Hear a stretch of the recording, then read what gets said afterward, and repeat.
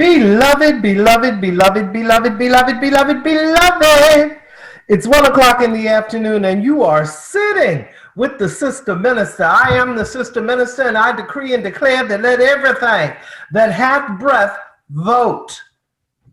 Welcome to this edition of Sitting with the Sister Minister. Here at Sitting with the Sister Minister, we believe an informed community is an empowered community, motivated to improve humankind. Every Friday from 1 to 2, it's all about you as we help you make the connection and connect the dots. Let me say good afternoon to our, I can't call her a guest, she one of the co-hosts now.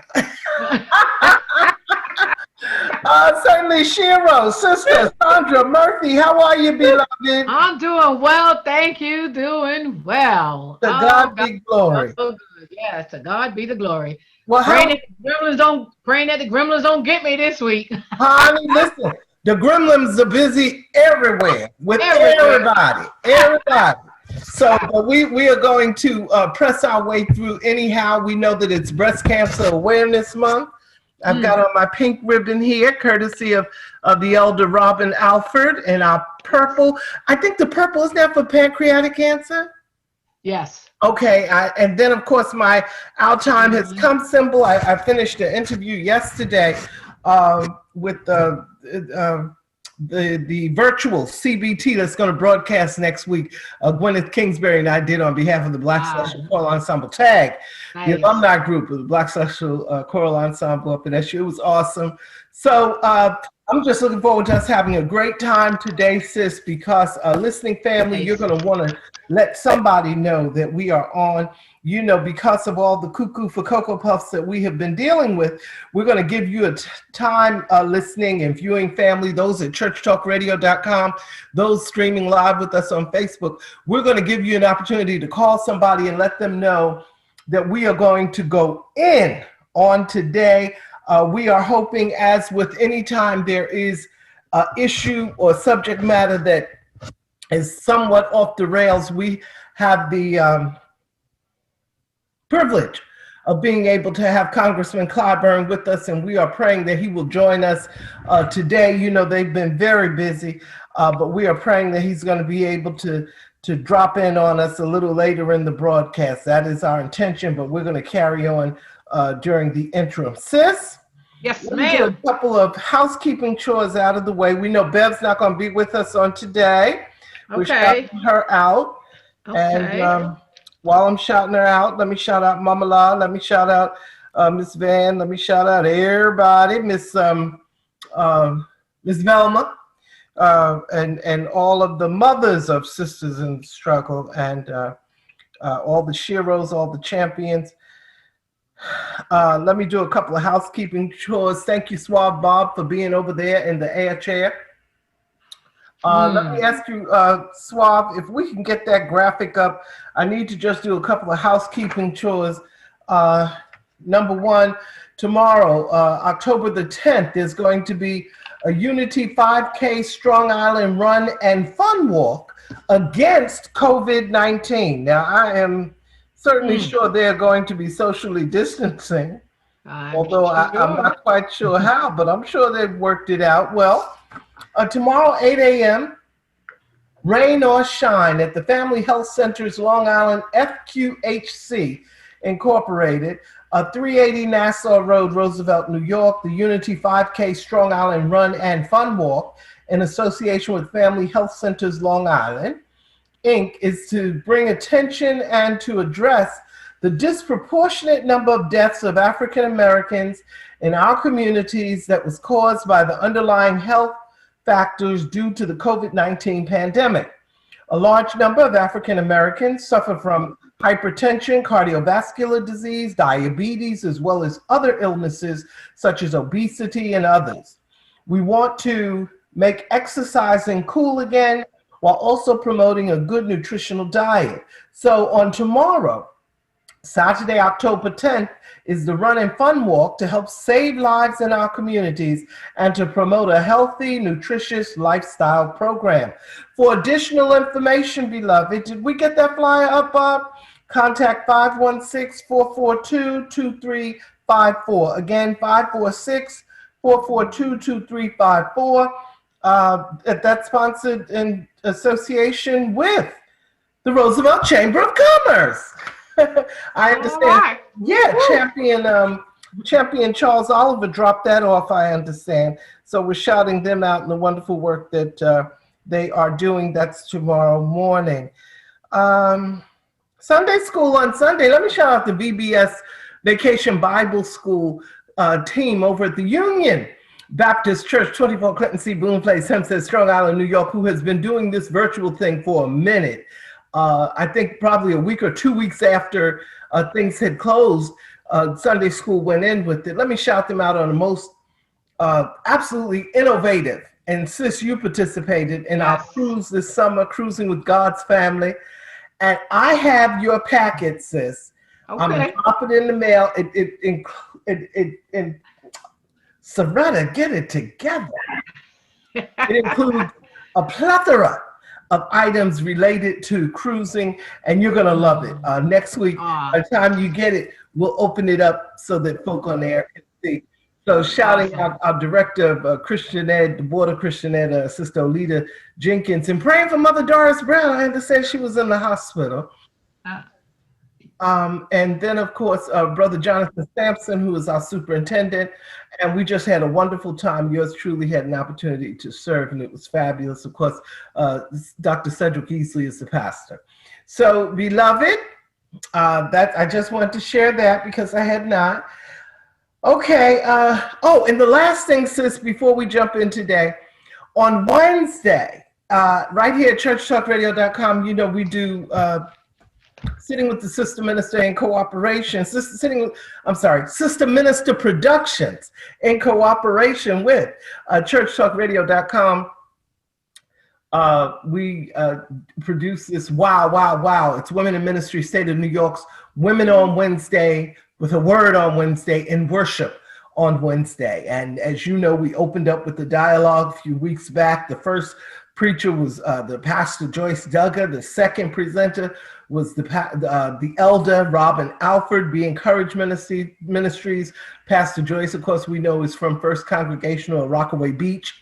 And then, of course, this past Wednesday, for that third installment, it's the fourth, but really the third in terms of our presenters, was the senior elder of the Christian Light Missionary Baptist Church, CLMBC, by the sea, in the city that's Long Beach, New York. One of our partners in ministry, the elder Crystal K. Melton. And so each of them has just been phenomenal with their words. We invite everybody to tune in again this Wednesday, coming right here at churchtalkradio.com. You can check the Wednesday Facebook page, the Church Talk Radio page. This is in the struggle. I think we might even share it. And it's just a wonderful presentation. We start at 7:30. You know, you don't have to be eternal to be effective. And because there's so many choices that people have, we give folk the opportunity to watch us hit it and quit it and keep it moving. So there are some dynamic presenters that are going to be coming up as we go forward. That's every Wednesday at 7:30 p.m. The clock, I think, what is it, Bob, going to be a 3-minute countdown? A 3-minute countdown clock at 7:30 will start ticking off. Exactly 7:33, it goes live. And so we hope that you tune in. The response, now look, y'all got to respond on the Facebook and stuff too. It's on YouTube. Y'all got to hit, like on there. Hitting me up with the, don't misunderstand, I love you. And I love getting the text messages. Y'all know I keep it very transparent. People know if they call me, I'm going to get back to you. If I can't get back to you right then, I'm going to get back to you sooner rather than later. But baby, you got to respond on the, on the actual feed, on the thread. Yes. Like yes. On that. On that, sis. On that. Because it's not like I can take the text messages and then But we love you and we pray that you're able to join us and get something, some encouragement. COVID, courageous, outspoken voices influencing discourse, influencing discernment, inspiring, direction, COVID, COVID. And so it's an awesome thing. Now, look, I'll tell you right now, you tune in at 10 to 8 o'clock thinking you're going to catch it after, you missed it. You missed it. You missed Okay. it, yes. You can always go back later and see it. So that's why I wanted to get those things out of the way, sis. And that's 7:30 Eastern Standard Time, guys. Okay. Oops. For the CST, it's 6:30. Say it again. Just want to throw that in. We got a little time difference going on, and wherever you might be, your time might be a little different, but just want you to know it's 7:30 Eastern Standard Time. You figure yourself in. Get in where you can get in. Get in where you can get in. That's it. That's right, sis, because it is a word, and it's something that will help inspire all of us to help us get us through on that midweek, on that hump day. Hump day. Hump day. Hump day. You're absolutely right, sis. So say. I'm glad you did that because I forget the different time. And California says the same thing to me. Is that Eastern Standard? My bad. And then we broadcast around the world. Right, sis, and that's what I'm saying. It's so important because now with our virtual, we are all over the place. And so we want to make sure that we tell all of our listeners, give them as much information as possible so that they can tune in when they get the opportunity. We love them all. Yes.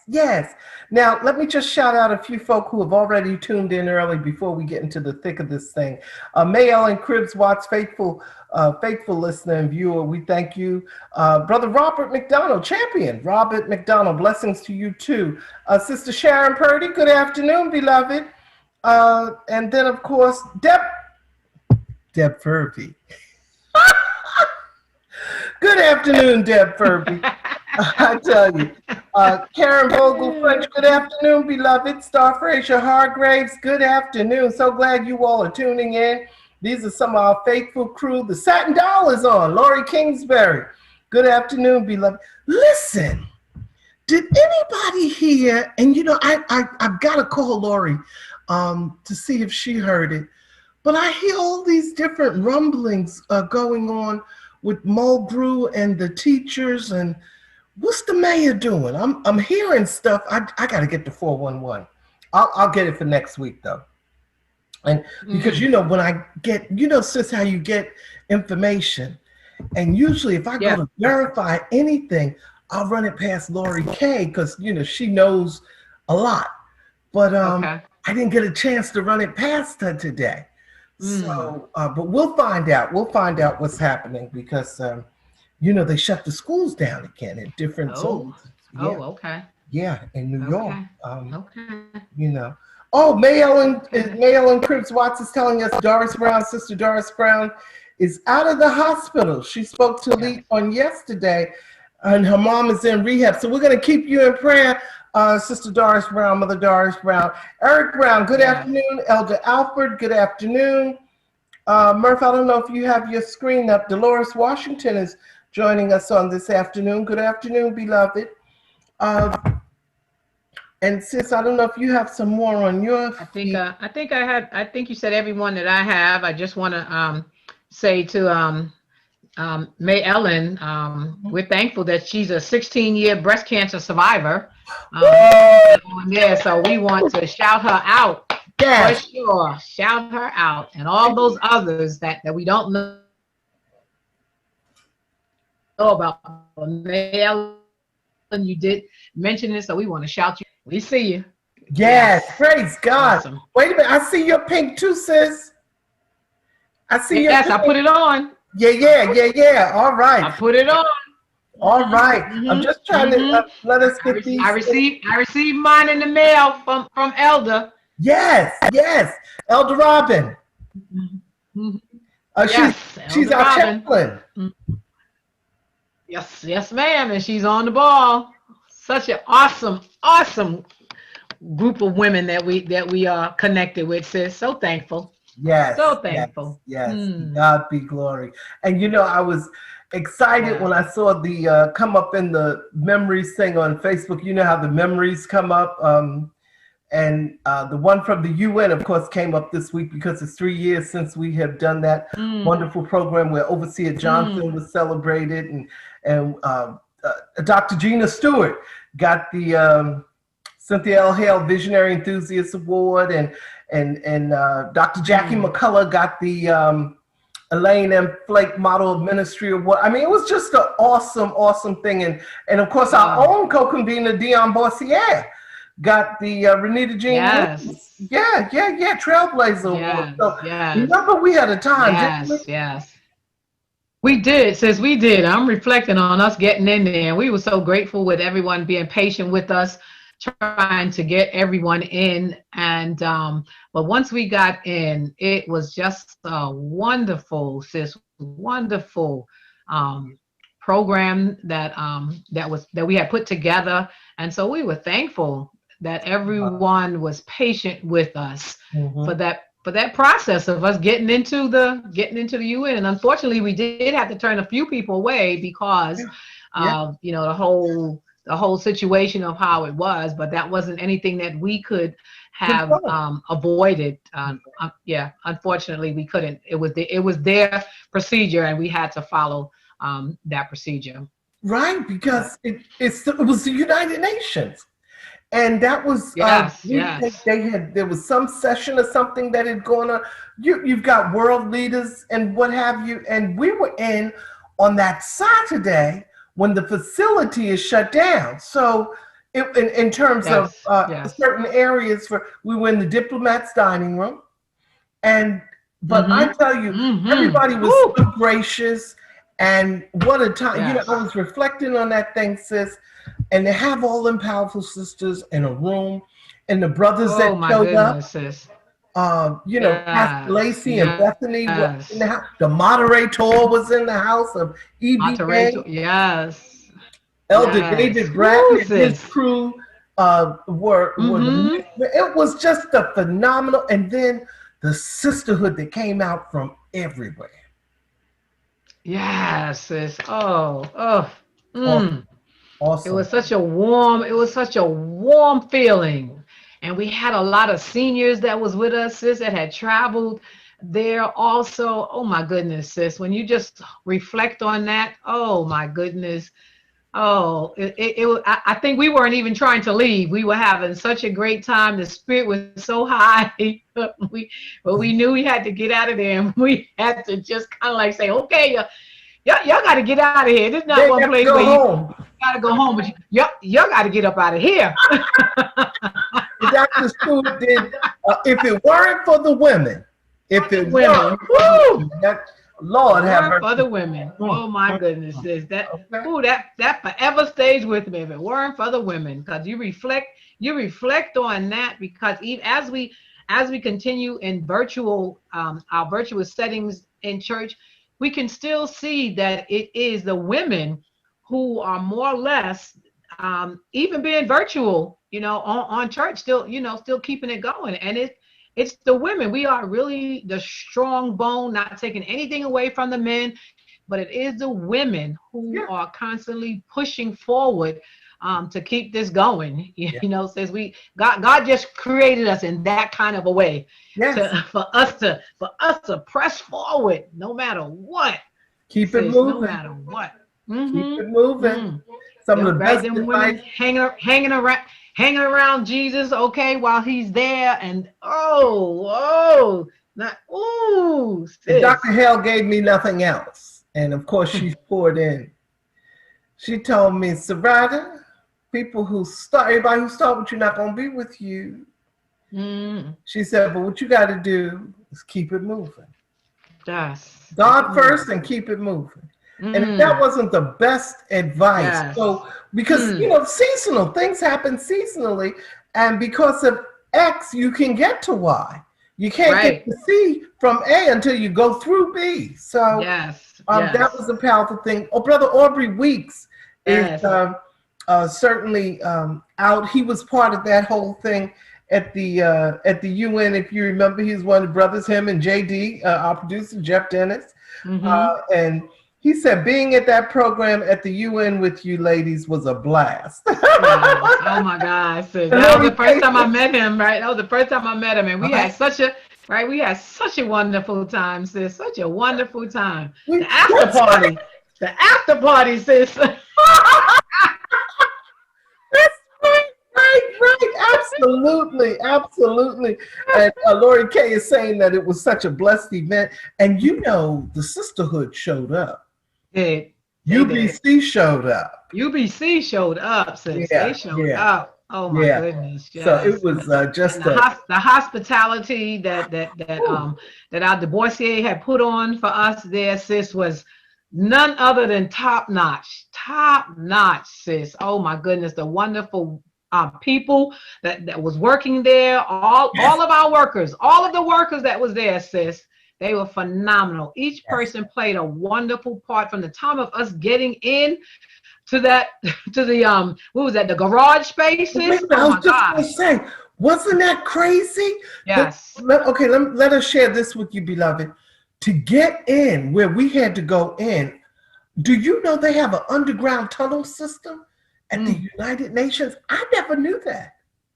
That Mack trucks can go in. Remember, sis, we were underground and went down, and we saw those big old 16. Like, what? Where are we at? I thought we going up to the UN. Where we at? It was crazy. And we were like, and let me tell you, the security getting in there. You know what happened? Yeah, sis. You get out of your car. You get out of. They go. Listen, it is not. It's no joke. Top notch. Yeah. Top notch. Yeah, Top notch with their professionalism.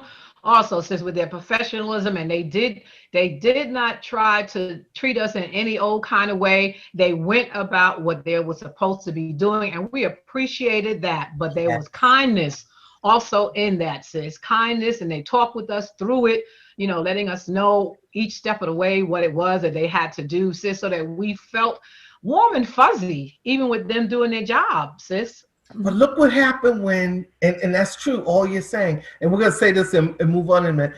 But remember, I went down, they had something, there was an issue. Like you said, some folk had to be turned away. And they wouldn't even let me back in. Right. we might have to start the program without her because she might not be able to get back in. Remember, I wanted them to. I had told Wendy, you know, go. Start the program. You know, and sis, you know what? And put a pin right there, because now that also speaks to great leadership, because of how much you share and how much you want all of us to be involved with. It was like, I'm not gonna stop the show. Y'all go ahead. Y'all know what to do. Go. Listen, if I get in, I get in. You okay? But y'all go ahead and move the program. That's it. But you know, because contrary to what frenemies may say. Yes. I ain't got that kind of ego. You ain't gone out with that kind of EGO. Yes. And that's what it's supposed to be, isn't it, sis? Sis. If you are working with people and you have a team where there is no I, that's right, then the comfort level should be that you have equipped and trained folk and even enhanced some of the skills that they have brought to the table. That's right. And then you turn it loose. Thank you for saying that, Murph, because I'm a firm believer. And if you a leader and you ain't got nobody following you that's reflecting, you ain't doing nothing but taking a walk. Taking a walk. So the squatter is taking a walk. Taking a walk. Okay, so Murph wants to segue. She want to jump right in head first, so let's go. We reflected on the Wednesday moment because we invite you to join us on next Wednesday when we go forth and wow for the Wednesday series. That's how we got to reflecting with that. I see that the Pastor Joyce Duggar is joining us this Friday, which is a good thing. Yeah. She just got into the room. Hey, Joycey. Hey, Duggar. Oh, girl, look at you. You got ears on. Oh, gosh. I can't. I can't. You're muted. Unmute. I'm sorry. Oh, God. I just finished working. I love it. I'm sorry. Hey, listen. You It gotta is what bring it the is. joy. Bring the joy and the laughter. Listen. Wait a minute. I have my giraffe too. All right. Listen, I'm glad we laughing now because we need this laughter. But sure, sis. Wait a For minute. sure. I got a monkey. Oh gosh. Oh my goodness. You go, Douglas. I can't. That's Free right. Fall Friday, sis. It's Free Fall Friday. Listen, Let's do the monkey. I guess We need some laughter, sis. We need some laughter. Wait a minute. Oh gosh. She got them all. No. And we can have a conversation. Hello. How are you? I'm okay. oh God, I can't. But And you go high five. oh no. Okay, so beloved listening and viewing family, you see Pastor Joyce has joined us. Swab, clearly I didn't scream before I just opened it. Girl, you know, right? Should have screened her. Get you some water. God. Woo. Listen, they don't call her Joyce for nothing. J-O-Y. That's right. No, ma'am. No, The ma'am. joy of the Lord is my strength. Yes. Clearly. Awesome, sis. That's a beautiful thing, though. So you just finished teaching, sis? Yes. Yeah. Oh God. She does an international thing with students. Woo. Her students Yes. international. Yeah. Awesome. It's fun. Sure. Okay. Sure. And what it's a what good grade place- are you teaching, Doug? Well, I'm third, fourth, and fifth, but then I just got a new position, so I'll be teaching the teachers. Okay. How, like new teachers that are coming online, Mhm. I'll be teaching them how to teach online. So Okay. Make sure you give them the address online for them to order their ears too. yes, For sure. Oh, listen, the Dollar Tree got it all. I can tell All you. right. Absolutely. Well, Oh, listen, we are grateful to have you join us, and certainly thanks for that humor because we need it as we prepare Yeah. to go in Mm. with the cuckoo for Cocoa Puffs and listening family at churchtalkradio.com, viewing family at churchtalkradio.com on Facebook and on our other pages. We hope that you have gotten some joy because we need to just get Yes. on up and go deep. We need to laugh. History was made this week with Yes. the debate between vice presidential candidate Kamala Harris and the sitting vice president of the United States. What's his name? Pence. Mike Pence. Mike Pence. And I say that because it almost made no sense. Ladies, let's start with you. The historicity of the moment and the debate. What was different between last week's debate that 45 had with Mr. Biden and this one that Vice President Pence had with his soon-to-be successor, Senator Kamala Harris? Merck? Well, for one, they did have the petitions up, so I was thankful for that. And also how our sister carried herself. She carried herself and she did us proud. So proud because she could have really gone off in a whole different direction with the disrespect I felt that Pence was giving to her on several levels, her and the moderator who was there also. But she let her see that she is okay and can lead our country if she has to. She gave us a peep into, of course, we didn't really know too much about her other than her being a senator and whatever, and that's okay. But she did give us a peep into letting us know that she'll be able to stand her ground. She's going to give you that side eye, okay? And and she's going to let you know, I am speaking. When I am speaking, I need you to pay attention, okay? And that's respect all around, and that's something that we're constantly teaching even our young people. Listen, when someone is speaking, don't diss them like they would say, don't do that diss stuff. Look, wait until they are finished so that you can have your turn. And for the moderator to have to keep saying 2 minutes of uninterrupted, okay, was something that she didn't need to have to repeat all the time, but she did. But I am glad that Senator Kamala Harris, okay, she adhered to that for most of the part. And after a while, Sister Girl got like, you know what, this is not working. I need to say what I need to say, okay, because this clown over here, that's just me saying clown. She didn't say clown. I want y'all to get it twisted, okay? Is not adhering to anything. But again, sis, I think she did us well. There was a lot of questions that she avoided also, and I know that's some of the debate stuff that we do. We go around the corner and we don't answer the question directly and whatever. But you know what? But for the most part, she gave us those answers that we needed. Yes. Thank you for that. And I'm going to come to you in a minute, Joyce, with the same thing. But let me say this, sis. I found she did not answer questions that he posed. He wasn't the moderator. And because even at one point he said, you're not answering the question. Right. And he answered none of the questions that the moderator had. Right. Right. Go ahead, Joyce.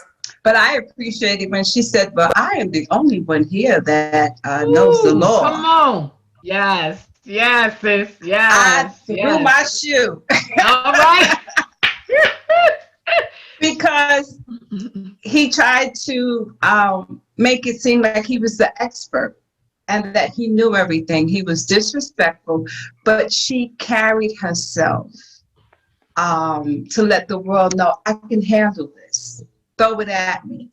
Mm-hmm. I'm going to come at you and I'm going to pull it and hurt you where it hurts. Mm-hmm. And she did it gracefully. And when she wanted to cuss him out and give him that black girl look, she smiled. Mm-hmm. Very graciously. Yes. She was very elegant. Mm-hmm. And I because if she would have went any other way, they would have forgot about Pence and they would have just railroaded her. On her. Yeah. So I'm grateful that she kept her voice very toned, but she checked him very nice with a smile, that he couldn't say anything to her but be nice, even though he wanted to. But she did a great job. Yeah. She really did. I appreciate that. Thank you, both of you. I thought that there were a couple, there was a bunch of high moments. In addition to Senator Harris winning the evening, because the reality was, I thought the moderator, they could have made a better selection. Yes. Susan Page for USA Today, she tried.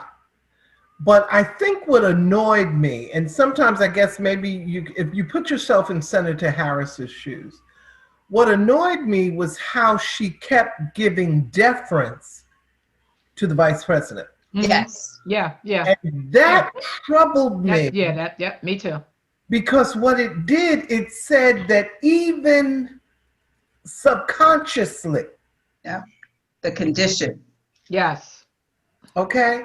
And so for her she enabled him. Mm-hmm. Yes, she did. To carry on the way. And I didn't appreciate the fact that although thank you, Mayor Pete, for giving us a little insight ahead of time. This guy lies with a straight face and a smile. Yes. Mm-hmm. Oh, yeah. Oh, my. And he's like, that's why that fly was able to stay on his head. Girl, that was... Go with the fly! Because he was like a mummy. Like, he was like this. Because, a fly moves when you move. But that's spraying his hair. Ain't no fly. Yeah, all that. Yeah, that's true. The fly probably was working his legs and we couldn't see it. But... Right. Yeah. His entitlement came out. Very much so. Oh, very much, very Yeah. much. But I think the one of my other points or high points, as you sisters, I share all those that you talked about. But when she addressed head on 8 minutes and 47 seconds, Mhm. Yes. and you Mhm. could feel the empathy and sympathy, and Yes.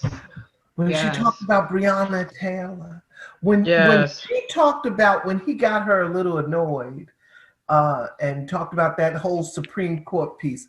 We don't have to discuss that now. For what? What would be the purpose? Right. Right. And Right. this Right. guy, just like his boss, act as if they're not in charge now. Right. Senator Harris's Yeah. opening salvo that the American people have witnessed, I'm paraphrasing, the greatest failure of an American government. I mean, Yes. this guy is the chair. The coronavirus. Yes. The chair. The chair. But he said everybody's doing okay. It's not that bad. Ooh. He's mocking, and we'll Yeah. get to the orange man in a minute. But how do you, with coming up on 220,000 people dead?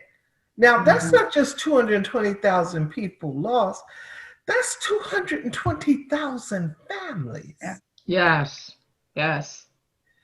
Yes. Whatever the number is exponentially multiplied because they have families. Families. You have Mhm.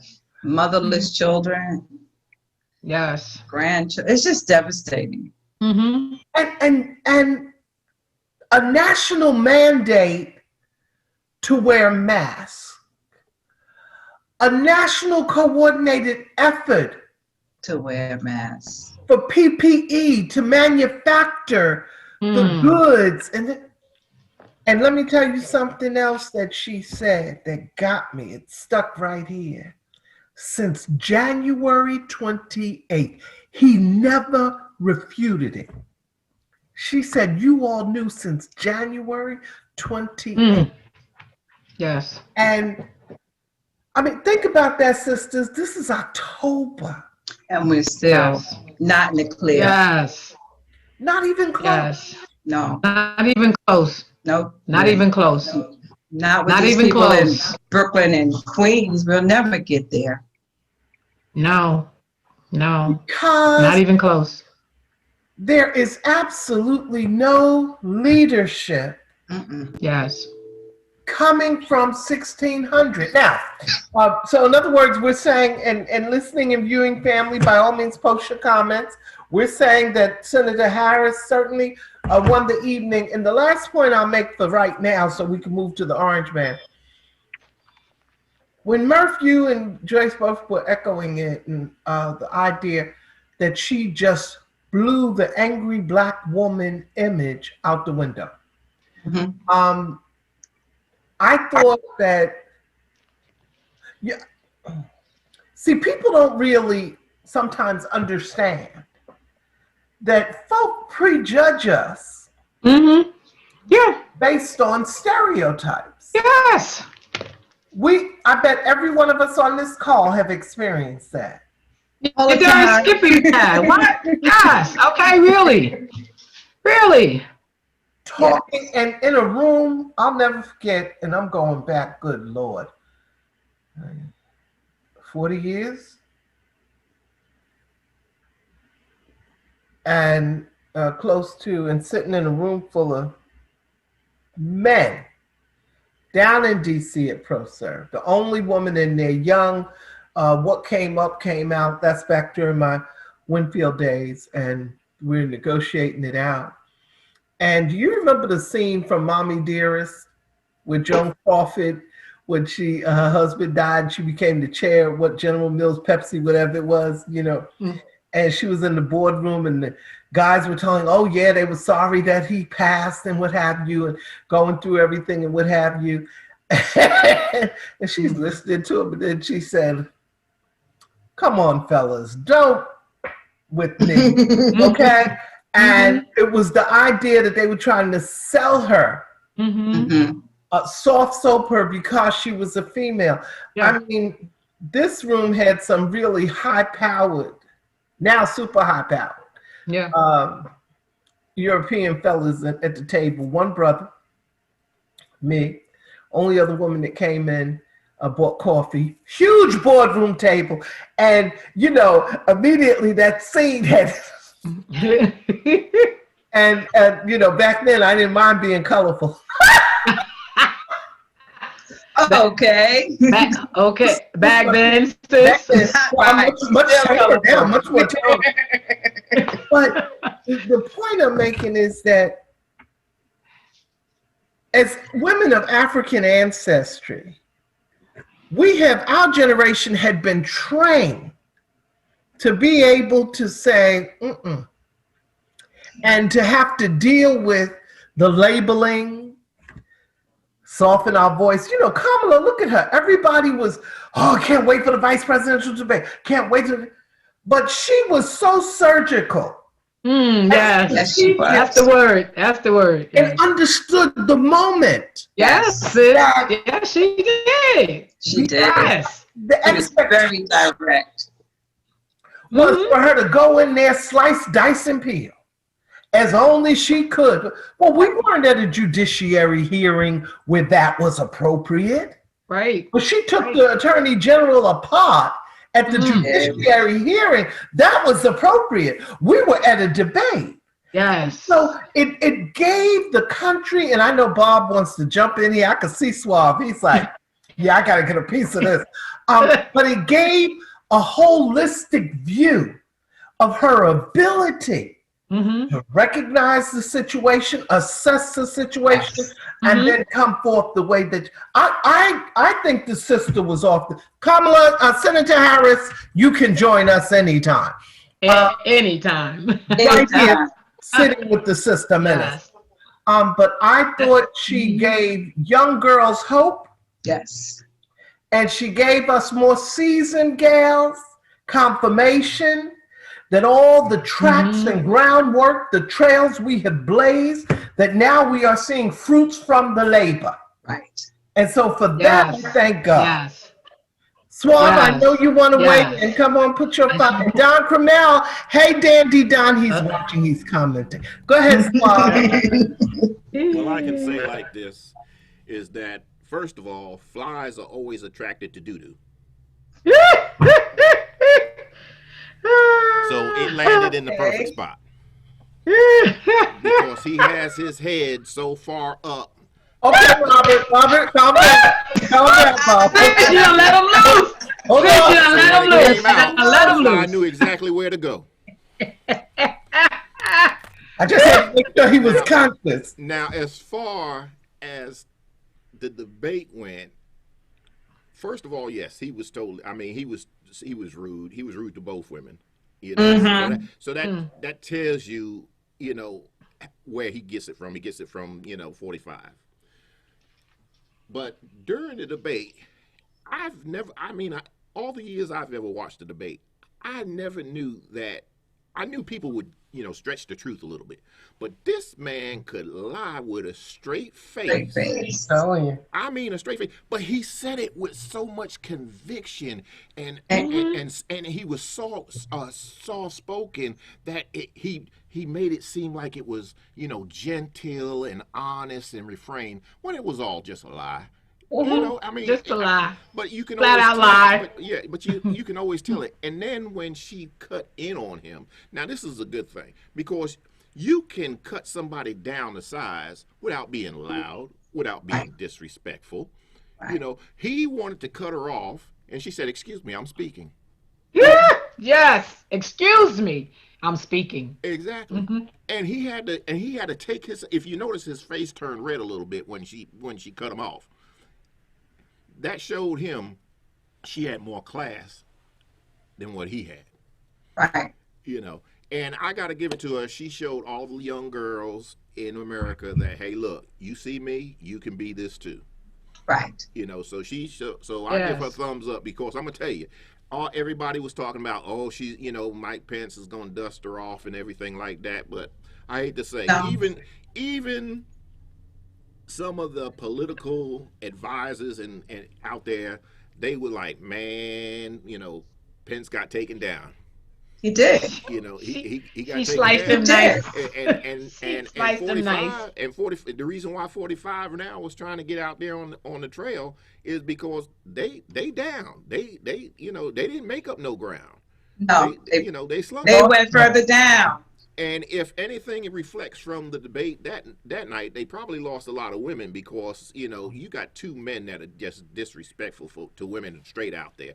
And yes, Susan Page tried to keep the debate, you know, on an even tone, but Pence just kept running over her. You know, and again, and if she's moderating the debate, then moderate the debate. Right. If I'm moderating a discussion and a discourse, you are not going to be able to carry on any kind of way. It's not going to happen. Mm-mm. Whether I have to push a button, or whether you have to shut it down, or whether you got to take them to school and then them extend the time on the back end, whatever, you shut that down. Shut it down. What it shows, there are so many other moderators I could have thought of. Yes, I could have. But others who I could have. Yes, you could have too, Sister Minister. You could have. Could have thought of that could have really moderated that debate. Well, okay. I was thinking, if you were the moderator, I already knew that you would have shut that down. Shut it down. You would have shut it down within the quickness of the first 2 minutes after the first question. Yeah, That's what a moderator. It's not an easy job. Right. But that is the job. That is the job. Yeah. And the idea that folk who are supposed to be doing their job, that's what they ought to do. They ought to do their job and be able to facilitate and moderate as is requested, you know? So the idea that she lost control and was the difference. I cannot get past that. Yes. Okay. That's what happened to Hillary 4 years ago. It wasn't us that deserted her. Mm-hmm. Right. So, and that's an honest discussion we need to have with our European sisters. And I say that because even this past week on The View, Whoopi and those had that Senator Blackburn or somebody. Mm-hmm. Okay.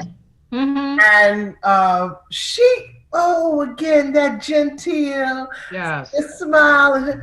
But what was coming out of her mouth? What I appreciate most about Senator Harris, beloved, she gonna speak truth to power. She does it intelligently, articulate. I am not going to be lectured. Yes. By the Vice President. Mm. And she ran her pedagogy down, just a piece of it. She did. Yes. The idea, as Robert said, I'm speaking, I'm talking. So this is consistent with this team and their infantile, juvenile behavior. Yeah. But again, if you're going to moderate. Moderate. Right? Okay. If you're not going to moderate, then go sit down somewhere. Go sit down. Because he kept saying, you have to. Yes. Yes. You have to demand that respect. You have to demand that respect. And respect was what she needed to command the room. The respect of the 2 minutes and non-interrupted. That did not happen, sis. Thank you. I'm jumping in now because we really getting ready to go in because the goodness Yes. How are you today, beloved? How are you? I'm okay. How's everybody? Listen. Good. We're doing great. Right. Let's go. And we've been talking about the debate, Congressman Clyburn. I see all the paraphernalia behind you. It looks good. Jamie Harrison is looking pretty good down there, huh? Yeah. Absolutely. We're going to get this done. We're going to get this done. Good. Yeah. He's got his second debate tonight. I hope it all goes well. That's what I was just about to ask you about, because the first one went very well from what I saw. It went very well. Went very well. We hope he'll. I guess Lindsay got blindsided, I believe. So he'll come out fighting tonight. We'll see how much that fight will help. I'm praying that Jamie stays the course, and if he has to pump up the volume when necessary, he will. I think he will. Jamie is a very smart young man. He had his feet planted firmly in South Carolina soil. His grandparents did a great job with him, and I didn't do too bad a job with him myself. I was about to mention that, but I just figured I'd let you go for a minute. But that's a beautiful thing, because it outlines, it gives us that line, that legacy, the idea that change begins from us being able to take that intergenerational relationship and growing and moving it forward. But now let me jump right in here, because I know you have been busy. I know when you were having your hearings, the COVID task force, Corona task force. What is with this madness? And that's the way I see it, madness, in terms of what 45 is now. What is Trump doing? What? Well, back January 29th, 2018, the day before Trump's State of the Union address, I was on CNN, Don Lemon show, with several other of my colleagues. And I said that night that I thought that Donald Trump was putting together an effort that could very well see this country go the way of Germany back in the 1930s. And so Don Lemon asked me, so are you saying that Donald Trump should be compared to Adolf Hitler? I says, no. Putin could be compared to Hitler. Donald Trump is Mussolini. Wow. Now that's what I said that night. Now I got a lot of flack from a lot of people when I said that. However, those of you who've been watching all of the morning shows on the cable this week, you have heard person after person, especially there in New York, Donna, whatever Donna's name is, that is on the morning, on Joe Scarborough every morning. Yes. He, 3 days ago, referred to Trump as Mussolini two different times. Yes. 2-3 times, yes. Joe Scarborough said when you climbed up the steps and you stood on the Truman Library, he stood there in his Mussolini stance. That's what Joe Scarborough said. So y'all know what I'm saying now. Right. Now that you got it in black and white, maybe you'll believe it. Yes, yes. This guy he's causing as much confusion as he possibly can. And I'm going to send it to you, my dear. I'm going to send you that, what we call a link, because my staff got it together for me, and they sent it to me, and I'll send it to you. So you can get it out to all your listeners, because I really believe that that's what's going on. You ask me what's going on, that's what's going on. He is trying everything he possibly can to create as much confusion as he possibly can create, and he doesn't plan to leave the White House. No, he doesn't. That's his plan. That's his plan. I'm glad you said his plan. I'm glad you said his plan, Brother Clyburn. Let me ask you about this 25th Amendment, because I hear what you're saying. Please send the link so that we can get that link out, because Mussolini is exactly who he was imitating when he was on the balcony. Tell us about the 25th Amendment. The speaker is talking about, or I understood the last I had heard, that she was getting ready to address this 25th Amendment issue. Just for our listening family at churchtalkradio.com and those who are streaming live with us, please, if you could share with us about this what is the 25th Amendment? The 25th Amendment sets up the succession to the president if the president becomes incapacitated.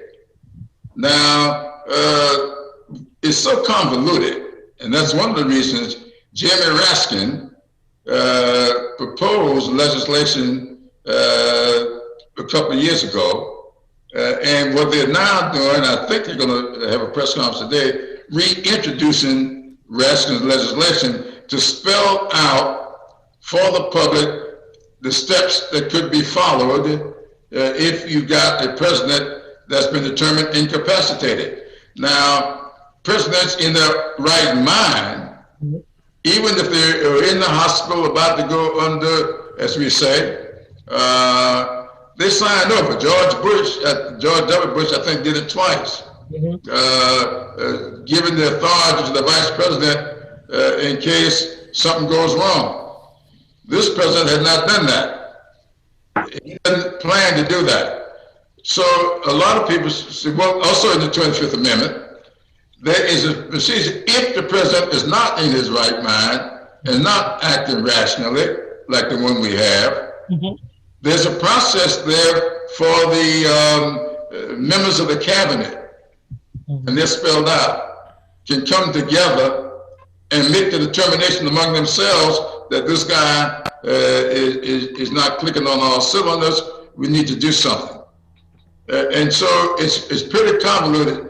See, people say, well, it goes from the president down to the vice president to the Speaker of the House. That's clear if they were to expire. But when they have not expired and they're still around, it's not clear. No, it's not. So that's what this is all about. I remember John Meacham several weeks ago was talking about how murky this is. Because nobody ever thought they would see a president acting like this president is acting. When he's saying, but I'll tell you what's even more murky. What happens if he loses the election and he says, I'm not going to leave? Well, then he just has to be escorted out. Isn't By that whom? when Congress has to act? Don't they? He becomes that kind of threat to national security. So there's got to be a method or a methodology or a way for Congress. He's smiling to Right. to act. No? Because one would think so. One would think so, but it's not clear. Wow. It's not clear as to who will give the order. So that's why, I said to a group a couple of days ago that when this election is over, in the next Congress, I just think, and I hope it's Joe Biden, it's the only way it'll get done. Right. We'll have to put together a commission or of some sort that will thrash through this. You know, we are supposed to learn lessons from history. Yes. Yes. Yes. So there's nothing in our history of the country for us to learn from in this instance. But this, we ought to make history for us to learn from. So we win the election, as we must, on November 3rd. Then I think if Joe Biden is installed as president, he needs to create a commission to take a look at this eventuality and how we ought to go about it. Will it require legislation? Will it require a constitutional amendment? We need to do that. Because I think that what COVID-19 has done, and so much of this has to do with COVID-19, has revealed some real fault lines in our system. You know, fault lines in the earth create, those are the things that create earthquakes. Right. Yes. Yes. So there's some fault lines in our system. Yes. All right. And so what we've got to do is determine whether or not we are going to repair these fault lines that have been exposed. And so we need to take a look at the 25th Amendment, irrespective of what may happen with Jeremy Raskin's legislation. Then we need to look at some eventualities that we are now experiencing that they did not foresee. You see, the founding fathers were very smart people, but they were not perfect. Right. That's why they found reasons to hold on to slavery. You know, that's why they declared us at one point 3/5 of a person. Of a person, right. You know, so anytime people tell me, well, the founding father said, and the founding father said, be guided by that, but that shouldn't be all that convinces us. Right. We are guided by the founding fathers, but they were not perfect people. And this is part of the imperfection that went into putting this great democracy together. Right. And that's why it is now under threat. So the next Congress is going to have to deal with this and a few other faults that have been revealed in our system. Yes. That comes out of COVID-19. So it's not just about law enforcement. That needs to take place too. So there maybe we need several commissions. One of which I believe need to deal with law enforcement. Let's take, we've talked so much about the 1994 crime bill. You all know how much that's been talked about. A lot of people think that is what defeated Hillary Clinton. She used the term super predator that caused a lot of problems for her, and it may have defeated her. But I want everybody to understand, the 1994 crime bill has some great things in it. Like community policing. Right, yes. Violence against women. Pattern and practice investigation of police departments. A ban on assault weapons. All that was in that crime bill. So what we need to do, maybe a commission or something needs to come together to take a look at the 1994 crime bill, take a look at the 1986 crime bill, and say, what are some of the unintended consequences that came out of this? I think we need to bring back community policing. Absolutely. Yes, absolutely. We need to bring back patterns and practices. This administration has got rid of it. That's how we were able to solve the problems up there in Ferguson. Barack Obama's Justice Department sent people up there to investigate what was going on in Ferguson, Missouri. You remember after Michael Brown was killed. And they laid the foundation to get Ferguson to where it is today. And where is Ferguson today? There's an African-American woman who is now mayor of Ferguson. When we first went up to Ferguson, there was one African-American male who seemed to be a nice fellow.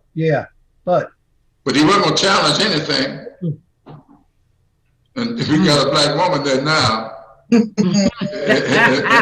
before she got to be mayor, she was on the council. And she challenged everything. So the pattern and practice investigations led to that. So I think we need to have a commission looking at these crime bills. No matter how good the intentions were, some of the results were what we call unintended consequences.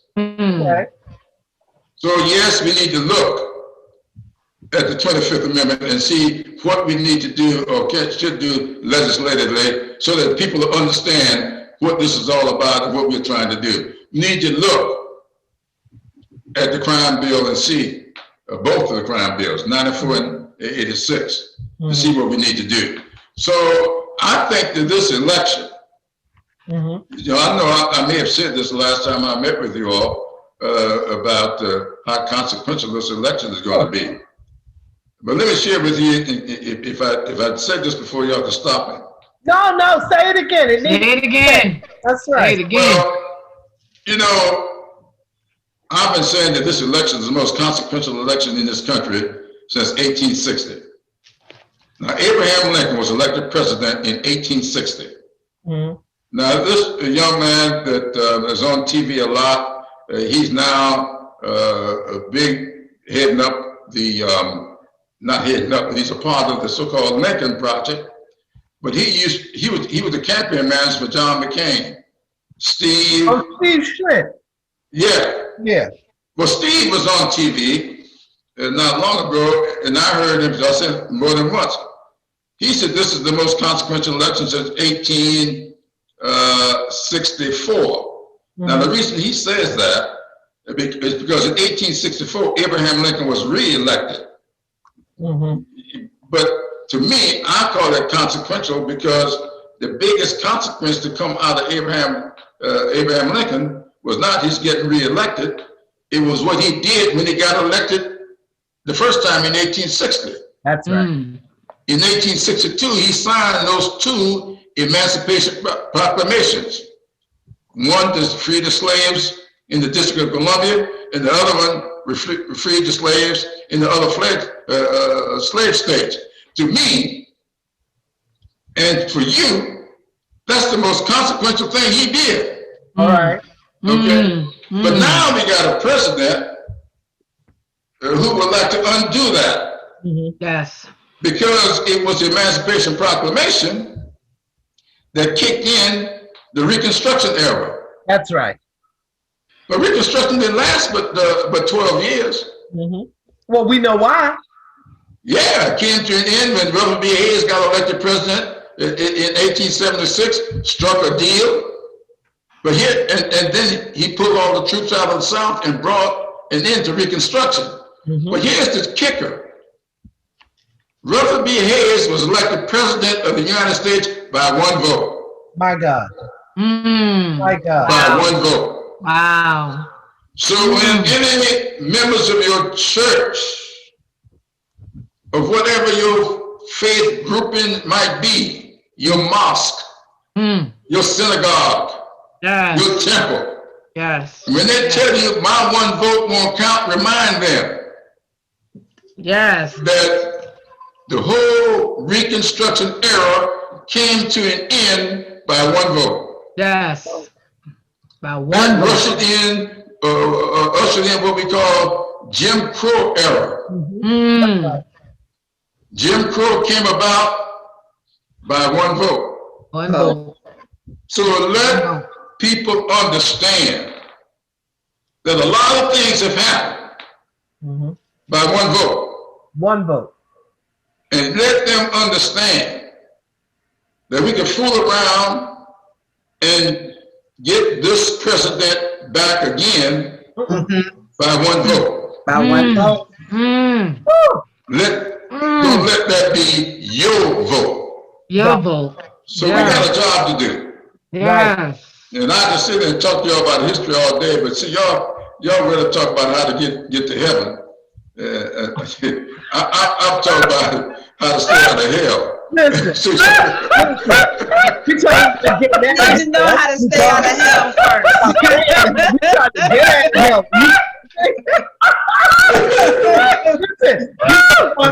You know, brother, reality is Only the whip. but the reality is we have to do the work down here. Absolutely. To get up there. Over there. Absolutely. You talking about? Listen, we trying to get out of hell. We in hell now. That's exactly right. That's exactly right. So let me ask you this, sir. You've got an election coming up. I know your stuff looks good. You've been doing the work. You've been in serving. What message? Because the one the history lesson you just gave us was significant. Yeah. What a refreshing course. But give us what it is, the one vote. What can we clip from you that can resonate with folks that we can, because once I get that Mussolini clip, once you all send me that link, we're going to put together a thing that we can send out. But give us your best case scenario for November the 2nd and then November the 4th. Well, I think that we've got to go to work. Now, in New York, y'all going to be fine. Yeah. As it relates to the presidency. Yes. But he needs a supporting cast. Yes. And so, in fact, I just finished doing a robocall. It's at New York 24. We are trying to get that seat up in New York. Y'all done good. Wait a minute. I've met with the three African American. What city you talking about? Wait a minute, back up. Upstate New York, up at the 24. We've lost that seat in the last several years. We used to have it. What does it cover? Up in Rochester. Rochester, Syracuse, or Rochester? I'm sorry, Syracuse. Syracuse. You gotta let it be known. That's my stomping ground. That means I gotta make some calls. Yes. What's the name? Bolton? John, yeah, I don't care if his name is Dana Balter, but John Ketco. Yeah, the incumbent is Ketco. Ketco. John Ketco. We're trying to win New York 24. It's a young lady. Dana Balter. Dana Balter. Dana Balter. B-A-L-T-E-R. T-E-R. P-A-L-T-E-R. Okay. Yes. New York 24. All right, this is useful. We'll have to get busy. Make some. I just finished doing an interview in Syracuse. Oh, yeah? That's my alma mater. Oh, but my goodness. So Syracuse is your alma mater? You see?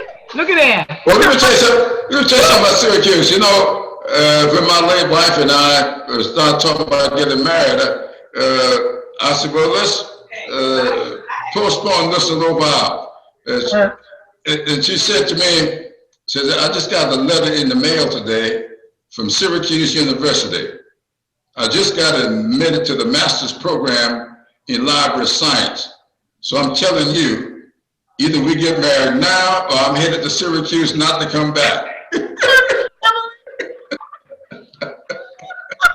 Well, I'm so glad that you made the right So Syracuse is almost my downfall. But now look at it. Hello, somebody. Well, Joe, that's one of the things that kind of endeared her to Joe Biden, because Joe Biden went to Syracuse, and he and Emily used to talk about that. And he used to tell her that Emily, you should have come on up to Syracuse. And then she said, yeah, but I would have left Jim Clyburn back in. He's an alum. We're alums. He's an alum. He did law school up there, So this is good. Yeah, I know you asked me a serious question and I got up on all this tangent. But Okay. Really, the stuff that we're doing here in South Carolina for Jimmy Harrison, trying to get churches and mosques and synagogues and temples, fraternities and sororities to adopt precincts. You all don't have that problem statewide, but there are some seats. That particular seat in Syracuse. Okay. We're trying to hold on to Max Rose. I like Max. He beats up on some of my friends sometimes. And someone said, Max doesn't vote with y'all enough, does he? I said, well, no, there's one vote he cast at the beginning of every session. That is who should be majority whip. He gives me that vote. That's a pretty important vote.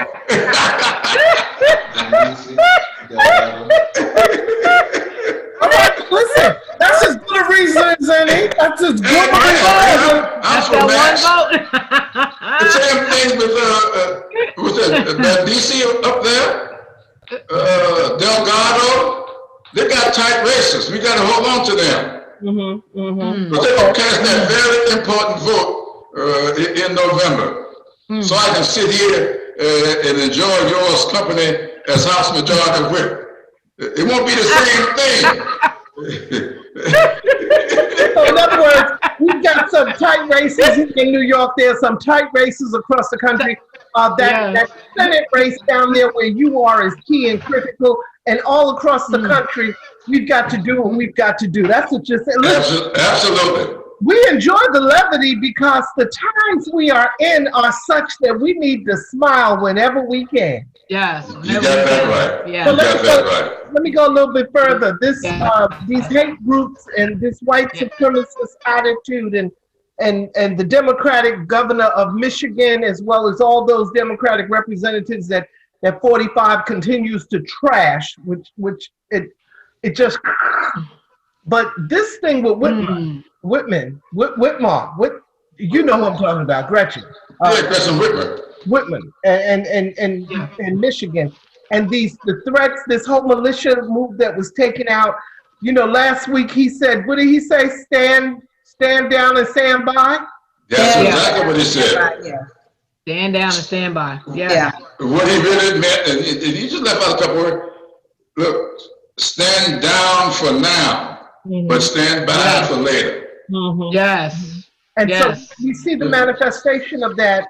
That's exactly right. Yesterday in Michigan, when it was unfolded and laid out for us. Going forward, Congressman,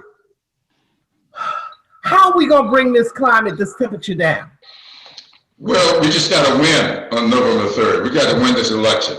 It's just that simple.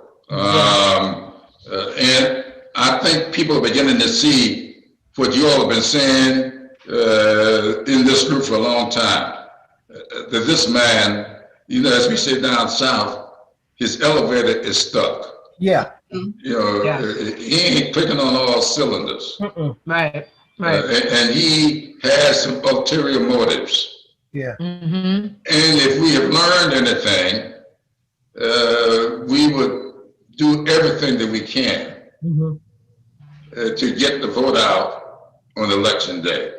Yes. Because anything that's happened before can happen again. Right. When I used to teach history, my students used to, some of them would complain about why we got to spend so much time trying to learn about what happened way back then. I used to always tell them, anything that's happened before can happen again. Can happen again. Now, the first African American to ever serve, ever be elected to the United States Congress came from Georgetown, South Carolina, Joseph Rainey. Now, December 12th will be the 150th anniversary of his being sworn in to Congress. 150 years. Now, here's what's interesting. He is from Georgetown, South Carolina, represented Charleston. Here's what's interesting. That was 150 years ago. There was 95 years between my election to Congress and the last black person from South Carolina, Joyce Washington Murray. Wow. George Washington Murray left Congress in 1897. And I got elected in 1992. 95 years. Wow. So what we've got to get people to understand, that history should be instructive. And we got to remember, nothing is new under the sun. Everything's just... And this president knows that. Remember, he ain't acting alone in this. Right. He got a cabal that he's working with. Right. Many of them sit right there in the White House. Right. Yes. Steve Miller has been doing his immigration stuff forever. He's doing other stuff too. So we got to remember, these guys have got a playbook that they pulled right out of history. Right. Yep. And they're trying to cause a repeat of that history.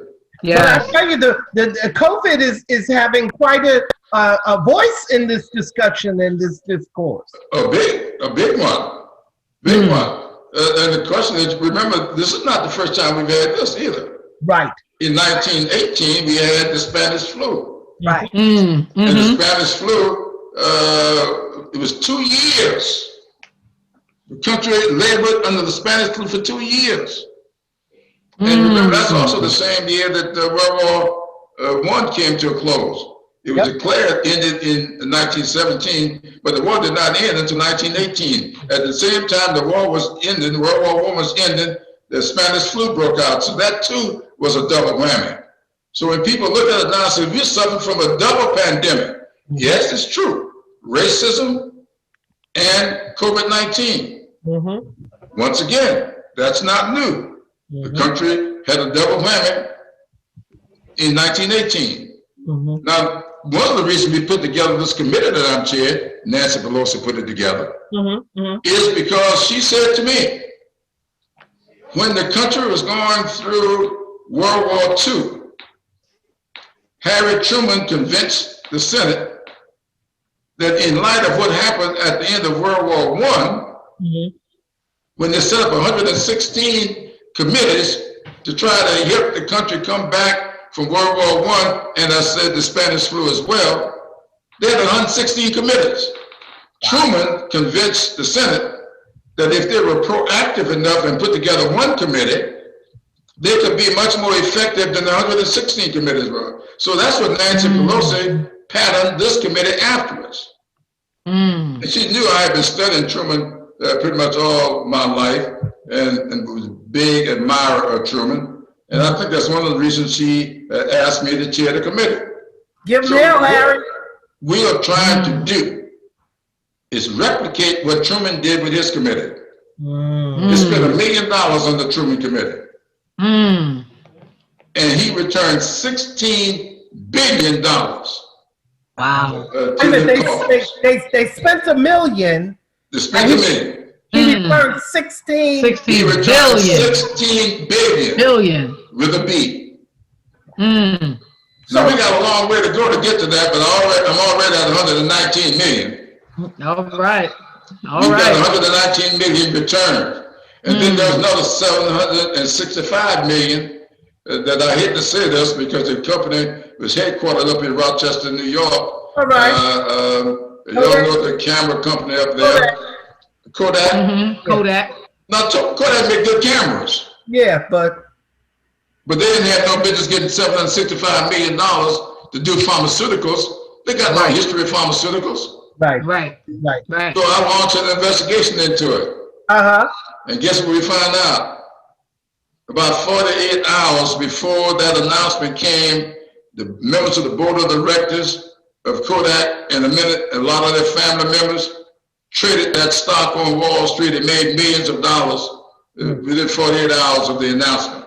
Wow. But we stopped it. So I don't know what they're going to do with their money, but we stopped that transaction. Okay. Wonderful. So we didn't return 765 million, but we kept them from paying out 765 million. So I'm going to add that to my 119 million. 119 million, yes. You're already at close to $1 billion, huh? Absolutely. 884 million is close to $1 billion. Oh, yeah. So the task force has really been doing good work, that COVID-19 task force, because that listening and viewing family, that is the task force that the Honorable Whip James Clyburn is talking about. He has chaired the coronavirus task force. They continue to do awesome work.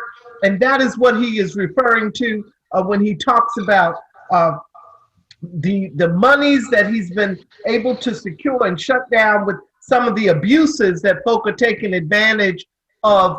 Because even if you take advantage of something that you know you don't need to have, but you're going to get it because it's out there, that's not fair, because you're taking away from somebody else. Yeah, that's true. And one thing you got to understand, though, I know sometimes the company aren't always at fault. Take this, I want to name the company. The company, one of that 119 million, 109 of it came from one company. And so when I approached them to tell them that we looked into it, we didn't think they hadn't business getting this money. And we asked them, why would you apply for this money? When we look at your profit and loss statement, you didn't deserve this money. They agreed with us. But here's what they said. We didn't apply for it. We got a call asking us. What? That's what they told us. Wait a minute. You trying to tell me somebody called and asked them if they wanted the money, Congressman? Yes, ma'am. Wow. And they immediately sent it back. He said, you're right. We don't need it. We don't deserve it. But who would turn down $109 million if somebody called and offered it to you? Right. I wouldn't. But the checks and balances, but doesn't this follow the pattern of the leadership of this administration? Oh, yeah. Oh, yeah. This is the most corrupt administration we've had on the national level. Rivaled only by an administration up there in New York some years ago called Tammany Hall.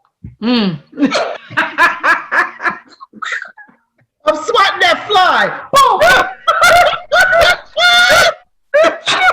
Clearly, you're a history teacher. Clearly, you're a history teacher. You know, I thought he was going to go to Chicago, but no, he had to come up south to New York. New York. Guilty. Well, Chicago is the current champion, but you know, you all showed Chicago how to do it. Lori New York, Lightfoot New York. Lori Lightfoot ain't no joke. She ain't no joke. Okay. All I know is that this president talked about going into Chicago, and she said, "You ain't coming in here." Coming in here. That's right. Coming in. Be all right with me. Be all right. So here we are on the brink of history again, and you, of course, are no stranger to history. How quickly are we going to get this John Lewis Voting Rights Act passed? I don't see it. If we're successful on November 3rd, we will pass that in the first 100 days of the next Congress. Okay. It's already passed the House. And I think if Biden gets elected, irrespective of who's got the majority in the Senate, I think he'll do what's necessary to get it through the Senate. Okay. If we get the majority, if Jamie gets elected, and we win that seat in Colorado that people think we will, up in Maine that people think we may, out in Arizona that people are predicting they will, and in Montana, if we win those seats and don't lose more than one on our side, we'll have the majority. So right now, of the seats being contested, Democrats are leading in 4 or in 3, tied in 2, and behind in 1. So we just have to wait and see. We're behind in Alabama with Doug Jones. We're leading in Arizona, leading in Maine, leading in Colorado, and it's virtually tied in South Carolina and Montana. That Alabama seat, we got him in there the first time, didn't we? Doug Jones? Doug Jones, yes. Yeah, so he's up now. Well, you know, he's running against a popular football coach. A lot of people think he's going, but I'm not giving up on Doug Jones. Yeah, that's right. A lot of people say we couldn't do it the first time, and we did it. That's right. So I'm not giving up on him. Okay. Well, you clearly are still crisscrossing the country, even virtually. You have campaigned hard for so many Democrats over the years, and clearly you have not lost a beat, and you are still doing the same. Thank you. Look at I him. really appreciate that. He's trying to get younger. Look at him trying to get younger on us. Look at him. Yeah, not bad for a guy that's been around here 10 years beyond the promise. All right. Wow. Well, you know, the scripture, what the scripture says. What the scripture says? 3 scores and 10. 3 scores and 10. And if you live good and do right. Yeah. Come on, preacher. All right. Man, God, don't you look fabulous? Absolutely. God. Let me thank you if guys. you live right, and do good. Absolutely. And along the way, you got to get the right partner. I looked out. Miss Emily. You got the right partner. You got the right partner. Yeah. All right. Yes. Always a strong sister. Always. She really was. Thank you so much. And they raised some powerful young. Well, let me thank you guys for allowing me to hang out with you. I got to go to work now. All right. This is fun. It's fun. It's inspirational. It's inspired. Send me the link so we can get that out and let us continue to be busy as if our plates aren't full enough. Ain't nothing wrong with putting a little bit more on there. And we're going to come back to you on the other side unless you decide to drop in before then. We love you, Brother Clyburn. We thank you that we pay you well. Thank you, guys. Take good care. All right. Take care. All right. I tell you, that was the Honorable Jim Clyburn, beloved, the whip for the United States Whip, Congress. whip. He's a Oh. champion at Sisters in the Struggle, one of our celebrated champions. My God, he knows he can. Can he do it? Yes, he can, sis. Yes, he can. Oh my gosh. Love a history story. Oh, but he's living history. He is. He is history. He is history. His And to book. break it down, sis, Yeah. to break it down for us so Right. that, you know, so that a 5-year-old can Can understand. understand it. Exactly. That's a teacher. Understand, okay? Listen, because I was like, wow, okay, look, know, I was just writing. I was writing. Girl, you better say it. I got pages. Notes. Yes. Notes all over the place. All over the place. Arrows and everything. He was giving it. Yes, sis. Yes. And Sitting then- at the feet. That's it. That's it. I'm drunk. Yes. Yes, sis. I mean, to take all that in. And the thing is, this brother, and I love the way he saluted Miss Emily, you know, his wife. She had an long transition, you know. And just the idea that he continues to carry on, he continues to serve, he continues to impart wisdom, he continues to raise generations of leadership. You know how we talk about leadership and we talk about, you look at Jamie Harrison. Yes. Yes. And you remember the other young brother who was on with us the last time he was in the state senate there in South Carolina? There are just so many, and then around the country. And just like he talked about, we're gonna make that phone call for upstate to up in Syracuse, that New York 24. We're gonna find out what's going on. And look at God. Yes, look at God. Because he didn't even know, sis. He didn't even know, right? But go a step further. You know, yesterday I was interviewed for, like I said at the top of the program, excuse me, the Our Time Has Come virtual scholarship thing, which is going to air next week, October 16th, I think, or something. But I did that yesterday. Wow. And now today, and one of the things I said yesterday in the interview, I don't know how much it's going to make it, but we're going to broadcast it later in its entirety. You know, they're just going to excerpt. But I talked about the fact that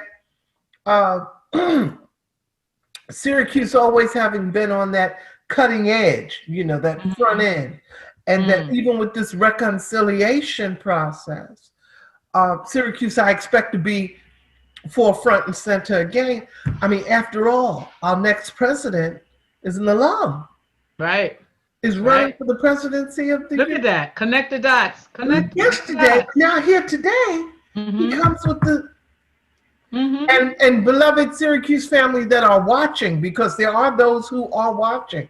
We've got to get on the case here. Hello. Right. And those of us with family up there, we need you all to get on the case and support that Democratic candidate, because like Mr. Clyburn says, they need help. Right. What was her name again, sis? Hold on, I got it here. Is it Bolter?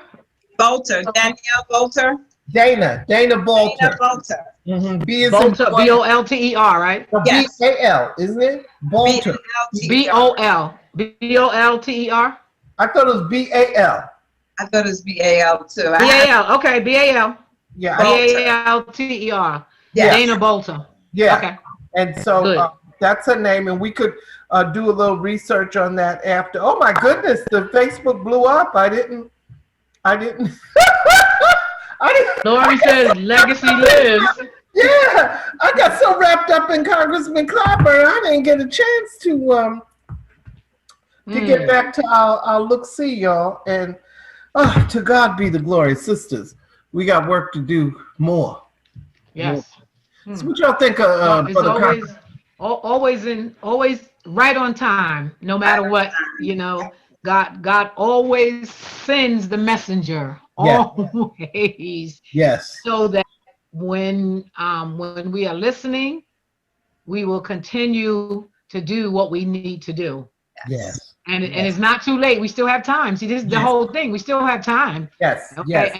Yes. And sometimes the time is that people need to hear it right before, so that the names are fresh. Right. And then they can do some quick research. Right.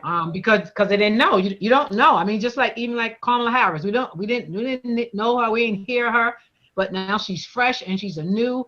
And also, sis, I also want to mention how she also mentioned about her mom, that Yes. how her mom she praying that her mom would be so proud of her, Right. at this moment. Sure. Of where she's at, and so it's always about the legacy, sis. That's Always it. about Legacy lives. that you keep it and you pass it on. Legacy lives. Legacy lives. Well, beloved, oh gosh, I tell you, I go get off here and do some work. I was gonna deal with the HIPAA clause because they said 45 with HIPAA. They couldn't reveal exactly his condition, but we all know that they're hiding it, that he's sicker than we think, and that we've been told. And there is an exception to the HIPAA law. I need you all to do some research for next week, listening and viewing family. The exceptions to the HIPAA law, and there is something that deals with public health, that there is an exception to disclosure when it affects public health, the public health. Yes. And I'm paraphrasing it, so we'll get into that next week. And we've got some more outstanding guests lined up for next week. Thank you, the Honorable James Clyburn, Majority Whip from down there in the little country, South Carolina. That's our daddy's side. Yes. And so we all right, girl. Thank him and encourage him, and we need to keep him in prayer, as well as all those who are working with him and enabling him to be able to continue to stay on the wall. So God bless him and family down there. Sisters, parting remarks, because we got to get out of here now. Oh, wait a minute. I know, vote. Yeah, that's it. That's the part. Closing remarks. That's all we know. Closing remarks. That's all we need. That's all we need. Closing remarks. Register. Make sure you know where your polls are. Get to the polls. Early voting. Last day to vote in New York. Yes, today is the last day to register. Yes. Yes. So if you haven't registered, beloved, get to it, and then get to it today. Vote. Vote. Vote. Vote. Vote. And October 24th, they start. It's a Saturday, I believe. You can start voting in New York. You can start early voting. In person voting, because I've done my civic duty. Okay. Well, beloved, we thank you so much on behalf of Comptroller Sandra A. Murphy and Shiro Pastor Joyce Brandon Duggar and Suave Bob in the air chair over there, and yours truly. We say thank you for joining us. Look for the links. I'm going to put them up on our pages.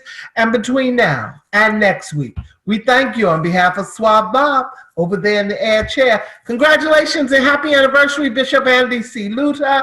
Between now and next week, this is the Sister Minister saying, please, if the creek don't rise, stay blessed. What seems to have been a super spreader event for senior administration and congressional officials. No social distancing, few masks, and now a cluster of coronavirus cases among those who were there. How can you expect Americans to follow the administration's safety guidelines to protect themselves from COVID when you at the White House have not been doing so? When you were panicked about where you're going to get your next roll of toilet paper? How calm were you when your kids were sent home from school and you didn't know when they could go back? How calm were you when your children couldn't see your parents because you were afraid they could kill them? Control. We're about freedom and respecting the freedom of the American people. Let's talk about respecting the American people. You respect the American people when you tell them the truth. You respect the American people when you have the courage to be a leader speaking of those things that you may not want people to hear, but they need to hear so they can protect themselves.